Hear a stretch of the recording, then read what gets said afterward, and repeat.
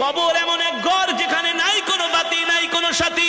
আল্লাহর নবী জিজ্ঞেস করলেন, খাদিজা, আমি আমার জুব্বা মোবারক দিয়া কাফনের কাপড় বানায়া যদি তোমাকে দাফন দিয়া দিই তাহলে কি হবে? আম্মা জান খাদিজা বলে, গো আল্লাহর নবী, যদি আমি কোনো কারণে জাহান্নামী হয়ে যাই, আপনার জুব্বা মোবারক আমার শরীরে লাগার কারণে, থাকার কারণে জাহান্নামের আগুনের এত বড় সাহস নাই। রহমাতুল্লিল আলামিনের জুব্বা মোবারকে জাহান্নামের আগুন লাগবে, ঠিক কিনা বলেন? আল্লাহু আকবার। 2 নম্বরে, আমি তোমার কবরের পাশে কেন হাঁটবো?